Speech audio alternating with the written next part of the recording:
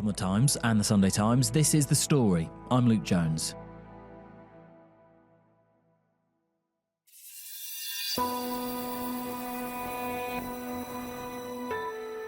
When I first started investigating, I thought what a tragic, sad case it was.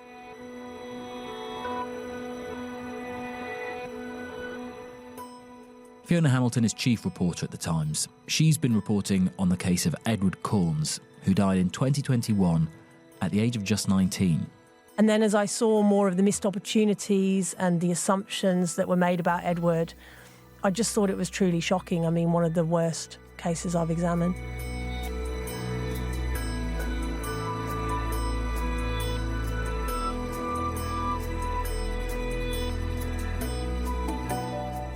Edward died with a large amount of GHB, sometimes used as a date rape drug, in his system. The police say his death was properly investigated, but they've been accused of a botched and homophobic approach. Edward's mum thinks they were more interested in smearing her son than finding out why he died. I mean, I still do not, after 4 years and probably like 100 police people and other people involved in it, know what happened to my son.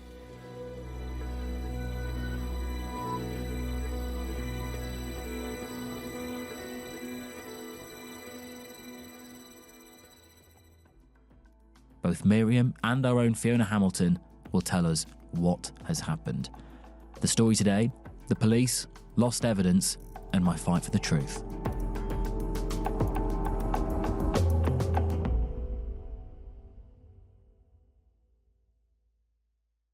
Miriam Blythe is Edward's mother. She came to our studio to tell me about her son and what he was like. So, tell me about Edward as a kid. What was he like? Was he a happy child?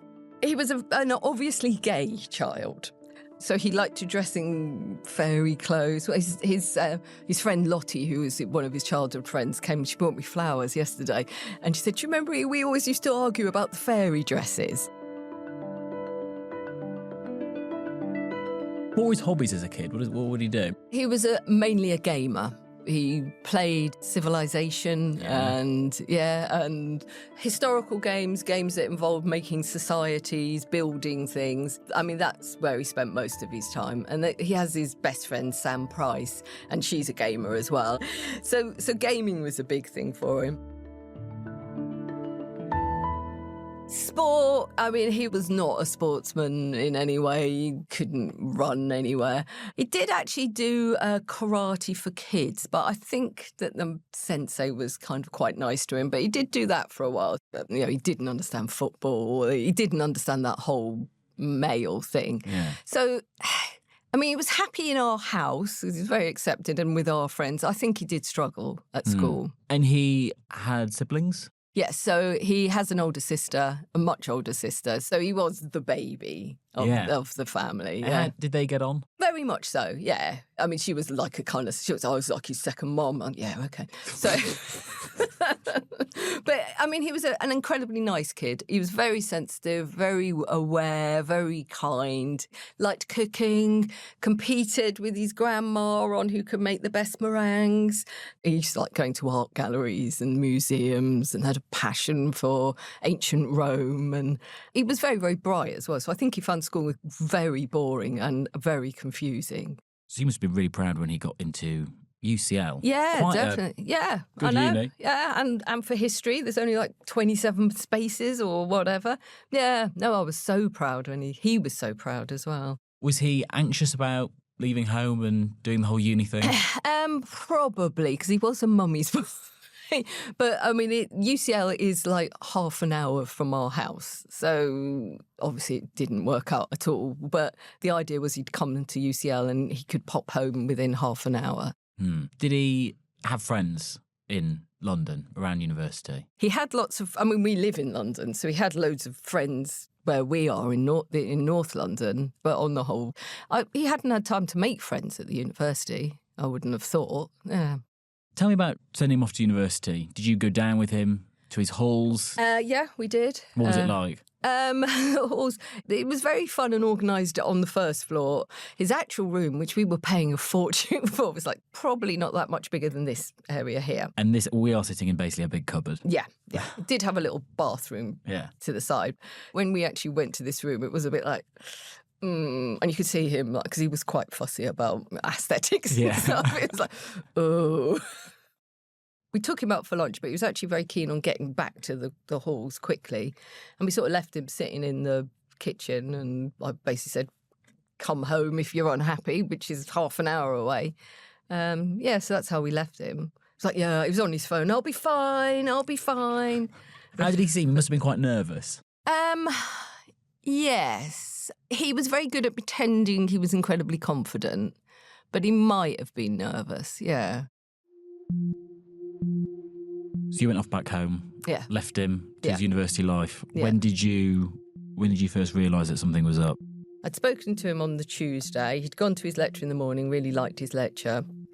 I'd spoken to him about 4 o'clock, making sure he went to get something to eat. And he'd made friends with some girl who was a really good cook, and she's going to make him some dinner, which was nice. And then on the Wednesday, I'd actually texted him. My credit card had been cloned, and so I'd cancelled it and got a new one. And I got a thing from the hall saying I hadn't paid the bill. So I WhatsApped him at about 9:30 to say, there might be some weird thing going on about, I have paid it, but blah, blah, blah. And he didn't get back, and that was weird. That was very strange.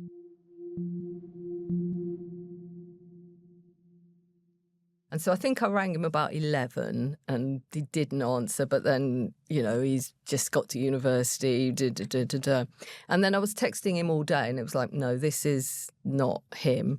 And so about 3 o'clock, I'd actually called the halls of residence and the student accommodation or whatever, because I had no names of students or anyone else to call. So she said, I'll go and check for you. And she said, I'm sure it'll be fine. And then about 40 minutes later, there's a knock on the door. I can see an outline of a person. So there's 2 people. And I thought, whatever this is, I don't know. I didn't know if he was dead, but, this is not good. And actually, I couldn't open the door. My husband was back and he said, why aren't you opening the door? And I just said, because I just know whatever it is going to not be good. And so he opens the door and it is 2 detectives who are standing there. And they so we've got some bad news. And I said, come into the living room. And I thought, in my head, I was like, you don't get 2 police detectives knocking on your door unless someone is dead. She smiled and I thought, maybe he's not dead. Maybe there's a smile. And she said, I'm sorry, it's really not good news. And then she says, we're so sorry to tell you, but, your son is dead. At which point my husband ran off screaming. He was just like, so whatever, overwhelmed with it. And I don't know, I was sitting down and they were standing up and I was just like, they looked incredibly awkward themselves. So I said, well, is there more information? And she said, no, we haven't got anything more to tell you yet. How did he die? We don't know. And then that was it. That was the only information they had. He is dead. Yeah. And so I kind of said, all right, because they were kind of, I don't know, they were looking at me. I can't cope with these 2 people in my house as well as what they're telling us. So I said, okay, you can go then. Anyway, they shot out the door within like seconds. And my husband comes back at that point. He's like, where have they gone? And I said, oh, they've gone. And he said, now what happens? I said, I don't know.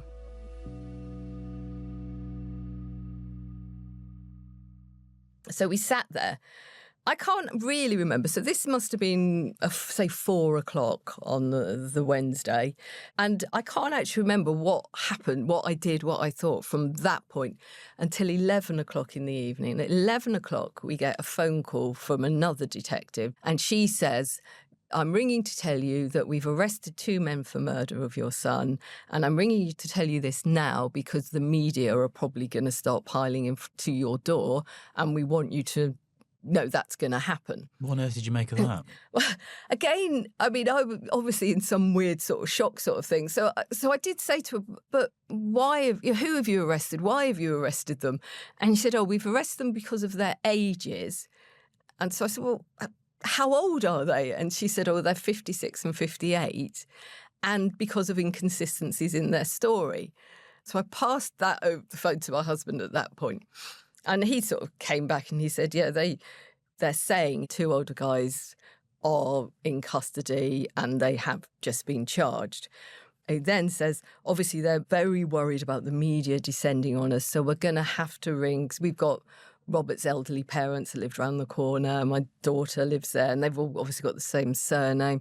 So he said, we're going to have to ring them. And by this time, it's 11:30, 12:15, which was very, very horrible. So we do ring them. And actually, no media ever do descend. But were you ringing them as well to break the news to them? Yeah. Mm. How was that? I made Robert do it, I have to say. My daughter just had a baby, so we actually he didn't speak to her. He spoke to her partner, Alistair. I actually don't think Alistair told her until the next day, actually. The next day, 2 detectives from homicide turn up, and they do explain that he'd been found dead in a hotel room. There were these 2 older guys. They very, very quickly move this on to, and your son took drugs, didn't he? No, what? Why are you saying this? He was doing chemistry, wasn't he? No, he was studying history. Who was the chemist then? I don't know. I don't know where this is coming from. From the moment they walk in the door, this is your gay, drug-riddled son. Did you feel he was being blamed already for his own death? Absolutely. Yeah, absolutely. He was absolutely being blamed for his own death. Yeah. Were you angry in that moment about that? Again, people ask me about how do you feel and all those. I mean, I felt numb. I felt like I was watching a film. Whether I was angry at that point, I think I was just too in shock. But I was very aware that if you're going to arrest people for murder, then you don't go straight to the parents of the victim and go, it's his fault.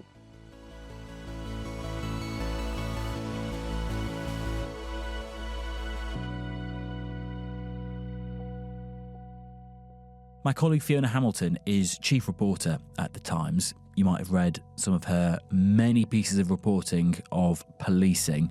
She's the one who's been investigating this story and can walk us through exactly what we know about what happened to Edward on that night. So Edward had been dropped off at university 48 hours earlier or so, and he had spent the night in halls with some new friends, drinking, as kids do at university. And he had spoken of a desire to get some cocaine. There was no evidence at all that he had done any drugs that evening, but he had been talking to some of these university students about that. He had a plastic bottle of alcohol mixed with some kind of soft drink or whatever, and he'd been drinking out of that. And as some of them went to bed, he was taken to his room, but he'd also said that he was kind of keen to keep going. And so he'd obviously decided to go outside for whatever reason. And the police have lost the CCTV, but there was a log of it that said he was stumbling through the lobby of his halls out the front door. And this is where, on the street, he meets a man called Matthew Butler, and they start talking. And they decide to go together to North London, by Butler's account, in an Uber to meet Butler's drug dealer. So Edward stays outside. He has nothing to do with the drug deal. Butler, by his account, goes in to meet his drug dealer, who he already knows, and he picks up some GHB. Now, that's a Class B drug, and it's become pretty synonymous, known as the date rape drug. What do we know about what they then do then? So they then get in another taxi, and they arrive back at the Goodwood Hotel, which is in the Bloomsbury King's Cross area. It's a 2-star hotel. They go into the hotel, and the next several hours, well, there's only 2 men who know what happened in that hotel room, and that's Butler and his friend Ian Casimir. So did they meet Casimir there at the hotel? Ian Casimir was already at the hotel. He and Butler had checked in earlier that evening. They know each other through their mothers, who are friends in the Pentecostal church. And Casimir had actually said that he was going over there because he thought he was going to be involved in a spiritual reading. Now, Butler had already picked up drugs and there was alcohol. Casimir says he was watching TV when the two men came in, Edward and Butler. And we should say that Edward at this point was 19 years old. Matthew Butler and Ian Casimir were aged in their 50s. When Edward's body is found, what happens then? I mean, what scene greets the police? What do they do? Well, first of all, the paramedics are called. So Butler calls the paramedics. Edward is cold to the touch. Rigor mortis has already started to set in. He's lying on a bed in the hotel room. His boxer shorts are placed on backwards and he's unresponsive. And he's unable to be recovered. So the paramedics call the police. Obviously, it's a potential crime scene. How do the police then go about investigating? Well, the police only find Butler there. Casimir has left the scene. Casimir was there when the paramedics arrived and then he left. Butler talks to the police. They interview him. They treat him as a significant witness at this stage.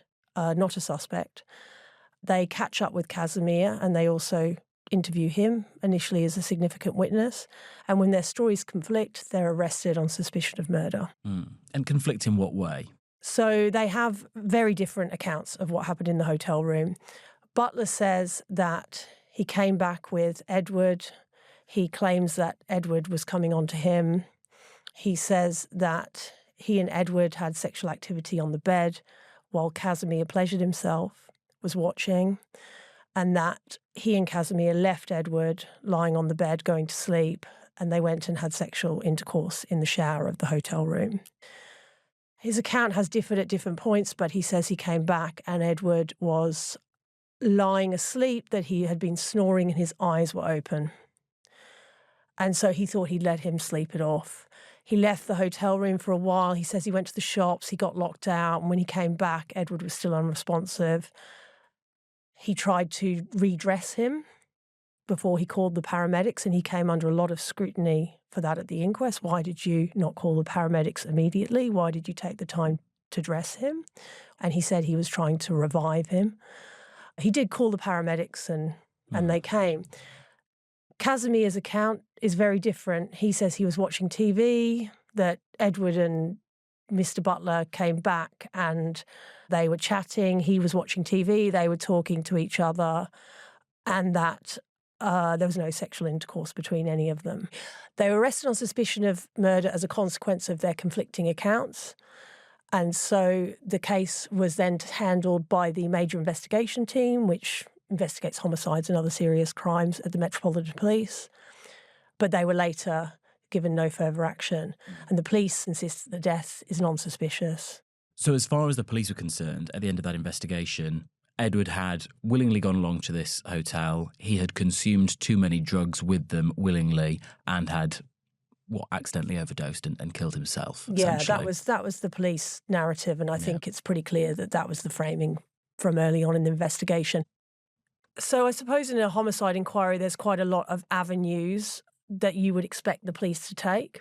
They did take some of them, but they didn't take all of them. So key witnesses weren't interviewed. A key issue of this for Edward's family and the lawyers is whether he had the ability to consent. He had been drinking heavily that evening. And one of the last people actually to see him alive is a receptionist at the UCL halls of residence. She was on duty when he staggered out. And the lawyers for Edward's family have seen no evidence that that person was ever spoken to.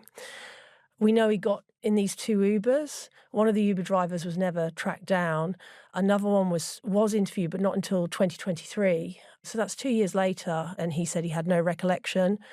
I suppose that also means that opportunities to collect dash cam footage and things like that have been lost.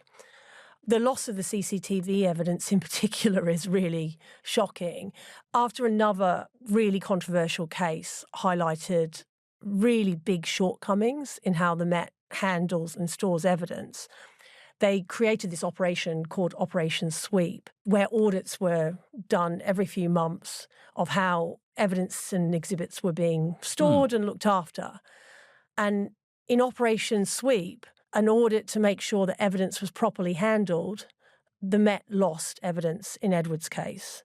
And that includes all of the CCTV. So they had CCTV of him going through the hall's reception, of him out on the street where he met Butler. And there was also other street cams and some other CCTV. And also their backup copies, as I understand it, as well. It's all gone. And why is that relevant? Well, it's pretty relevant evidence in the case, and it would go to the state Edward was in that evening. You know, he'd been drinking. You'd be able to visually see what he looked like. Because the Met was very careful at the inquest to make the point that he had been drinking, but that he wasn't so drunk that he couldn't consent. And so CCTV evidence of his condition feels pretty fundamental. The police lost Casimir's blood sample, so they can't test his blood to test his claim that he didn't use drugs on that evening. GHB is only picked up in the blood for about 6 or so hours, but they didn't test Butler's blood until 2023. 2 years later, it showed methamphetamine, amphetamine and Viagra, but obviously no GHB. They were only taking all this activity a couple of years after the death because Edward's mother, Miriam, just keeps asking questions and doesn't believe that the police have done their jobs adequately. And she had made a complaint to the watchdog who required the Met to undertake a serious case review, and the serious case review found a number of missing lines of inquiry. Now, what the Met say is that it's been fully investigated and they have done as much as they can. They stand by their conclusion that it's non-suspicious. So the two men who were investigated by the police around Edward's death, Butler and Casimir, what do we know of them and what they're doing now? I mean, have they said anything about any of this? No, we've tried repeatedly to contact them. And we don't know a great deal about them. We know that Butler had been involved in the church. Well, they've both been involved in the church, and that perhaps Butler had preached at the Pentecostal church a few times. His nickname was the Bishop. They didn't give very much an account of their own lives at the inquest. They'd said that they were friends who would occasionally meet up, and they were clearly not open about their relationship.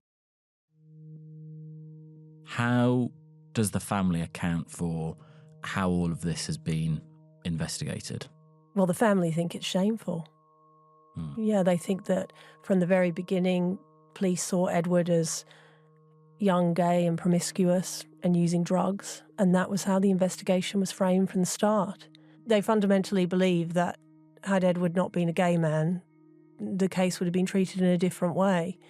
It was even suggested he was a rent boy. So one of the officers said to them, obviously the hotel's in King's Cross, Bloomsbury area, and one of the officers said, well, you know, a lot of rent boys operate in that area.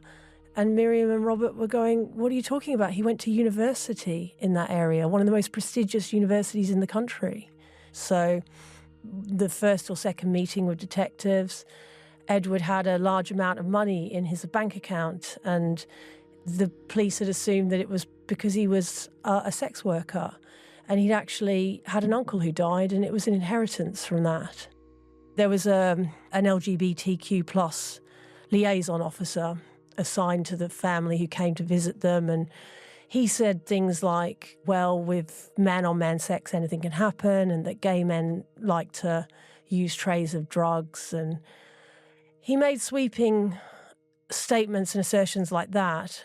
Now, Miriam has complained to the Met about that, and it's very interesting because her complaints have been rejected, and the police force told her that this was part of the official guidance and agreed language that officers use in these sorts of incidents. But when I went to them for comment, they apologised and said that a more sensitive approach could have been taken. During the inquest, the police did actually come with some evidence that they had. Was it from Edward's phone that they used to make part of their case, which was a surprise to the family? Yeah, so this is the final moments of evidence in the inquest. The family had been asking for the police's download of Edward's phone since, I think, June or July. And we're now in late October, and they hadn't been given the download.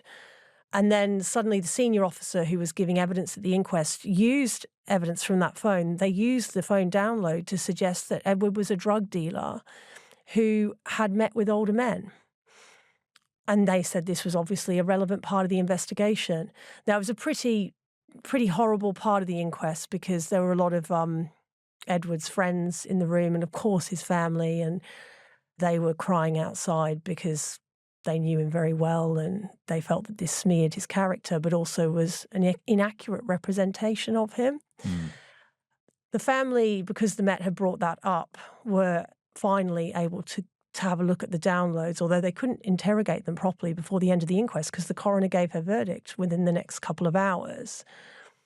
And, I mean, they show a couple of things. So on the description of him meeting with older men, he had, like many other young gay men, he had a Grindr account and he may have been on another social media. And the vast majority of the people he was talking to, they were aged between 18 and 24.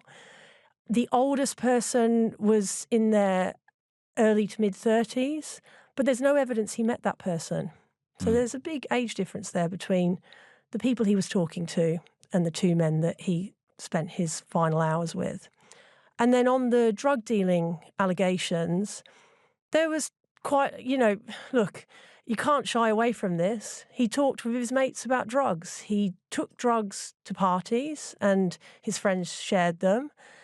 But there were comments in there that I think the family put down to quite a lot of exaggeration. For example, there's one instance, and it's a few years before his death, but he talks about taking drugs to a party. I'll be bringing loads tonight or something like that. It was New Year's Eve and he was abroad on that night. So it just wasn't true. That hadn't happened. There was no evidence of commercial transactions. He actually said that he didn't like drugs involved in chemsex. So that felt like quite interesting evidence. And I suppose the family and the lawyers feel that the Met picked the bits that suited them to frame their narrative of the investigation, and they ignored what was on that phone that might dispute their conclusions. What do the police say about all this? So the police, we've got a statement from the Metropolitan Police. Commander Stephen Clayman said that Edward's death was thoroughly investigated. He pointed to a lengthy investigation with a special post-mortem examination. He said there was extensive toxicology tests, a number of forensic submissions and digital device examinations, and a review was carried out by specialist officers to ensure all lines of inquiry have been explored. Commander Clayman said the investigation concluded there was no evidence to suggest third-party involvement in Edward's death and it was deemed non-suspicious. So Miriam's point, Edward's mother, is that my son died in suspicious circumstances and that wasn't properly investigated at the time. And we've since had these serious case review and some more lines of inquiry have been followed. We then get to a point where actually finally the coroner does an inquest into his death. What do they find? So the coroner, Mary Hassel, was sitting at St Pancras Coroner's Court. It was a 2-day inquest in October and she found that it was a drug-related death. And the cause of death was a mix of alcohol, crystal meth and GHB. So didn't find that it was unlawful, didn't leave the case open. This was case closed. No, the family had asked for an unlawful verdict or at least an open verdict based on a lot of what we've been discussing, but particularly what the family's case C said was the administering of GHB. But the coroner found that it was a drug-related death, and she said there wasn't evidence for her to give a different verdict. Fiona, we're talking about the case of Edward Corns, and we've heard from his mother, Miriam, who has been so involved with trying to push the case to get better investigation into what happened with her son. This, of course, fits into a wider picture that we know, particularly about the Metropolitan Police, not just questions about how they handle investigations, but, as we know from the Casey review in 2023, accusations that they are institutionally homophobic. I mean, the Met has been accused of being homophobic for decades, really, but the issue really came to the fore over the Stephen Port murders. Stephen Port was a serial killer of gay men. He killed 4 young gay men in East London in 2014, 2015. But what was found was that he'd been able to operate because of the Met's alleged homophobia, really, dismissive attitudes about gay men. There was evidence after the first killing that there was something sinister afoot. And it was a massive reckoning for the Met, this case, because it emerged that dismissive attitudes about Stephenport's victims meant that proper inquiries weren't taken, leads weren't followed up on. Now, this is a case that has been investigated and there's been all sorts of misconduct investigations and issues relating to it. But I remember being at the press conference for one of the biggest investigations by the watchdog, which had found that the Met didn't take the right steps. And there were so many egregious failings in this case. And the journalists were all asking the senior officers who were defending the Met's position and also apologising at the same time. And they were saying, we don't believe that there's homophobia here, but mistakes were made. And I remember just being completely incredulous, because the whole point about homophobia is not that anybody was saying the officers in that case were necessarily anti-gay people, but their attitudes about young gay men had led to the position where, because they had dismissed them as taking drugs and being liable to collapse in the street, they hadn't done their jobs properly. They hadn't investigated what turned out to be a murderer. It was about the assumptions they end up making. And that brings us, I suppose, to Baroness Casey of Blackstock's report, which was commissioned after the murder of Sarah Everard by a serving Metropolitan Police officer. Louise Casey canvassed a lot that was going on in the police, and one of the conclusions that she came to was that the Met was institutionally homophobic, as well as being institutionally racist and institutionally misogynistic. And she pointed to the Stephenport case and the failings there, but she pointed to quite a lot of other material as well. She pointed to discrimination and bullying within the force, a toxic environment for people who were of LGBT plus status, that there was prejudice within the culture, discriminatory attitudes and homophobic behaviour were allowed to flourish instead of being stamped upon. And there was concerns that when people made complaints about those sorts of issues, they hadn't been properly addressed. Now, the Met would say that it has done its best in the years since Louise Casey's report to address many of these issues. It's put in better procedures and better practices. But Edward died in 2021, which was a long time after the lessons had supposedly been learned by the Stephenport case. And the approach to the investigation raises real concerns that they haven't been.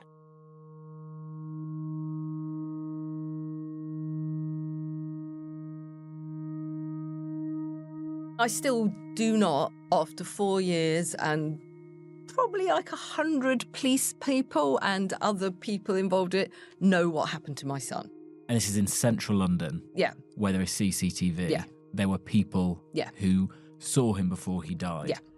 Yeah. There was evidence to be collected. Yeah. This was not, yes. In the middle of nowhere in a desert where who knows? Yeah.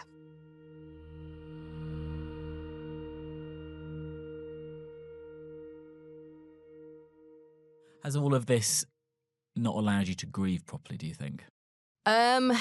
Yeah. Well, no one's kind to you. No one helps you. So I'm still waiting. I asked for counselling from my doctors, I don't know, 4 years ago. I still haven't had that. You're trying to still fight for more answers, but also his friends are actually trying to help keep this story out there and in the minds of people who it should be, on TikTok and the like. I mean, what's that been like to see? So, I mean, his friends have been lovely. I mean, they're coming round on the 19th. We're having a Christmas do. And they've been really supportive of me all the way through this. The plan was always that Fiona would bring the story out in the Times and then they would be straight on the socials and they would promote the story. Because we were, it was not a famous person. There was no reason why it would be picked up so quickly. These kids know how to do that on their Instagram and everything. They're all like, I've got 2,000 people and blah, blah. Perfect. And so there's a hardcore of 5 of them. But in the end, I think there was about 20 of them. Basically, I would say those 20 kids have generated, we're over 700,000 views. On the story. On the story. And a story which comes from nothing. There's people from all over the place now. Yeah, we knew Ed, he was great. And that must be heartening to seeing them doing that for him, I guess, as much as for you. Yeah, it's for both of us, but it is for Ed. You read the comments and it's so nice. How do you feel in yourself being in this role? I mean, 5 years ago, if you told yourself you would have spent the last 4 years fighting for justice for your younger Good son. son. Well, 5 years ago, I was an art history lecturer, like lost in a world of Christian Dior or Turner pictures and stuff. And I had a bright son who I thought was going to go to university and have a lovely future.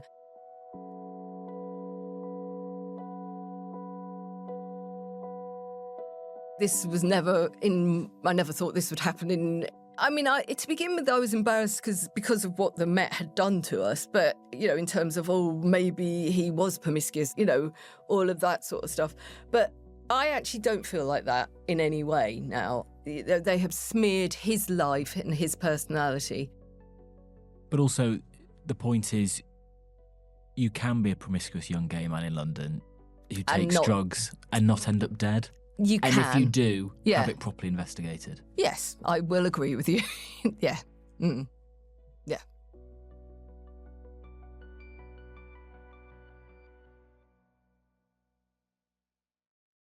That's Miriam Blythe, mother of Edward Corns.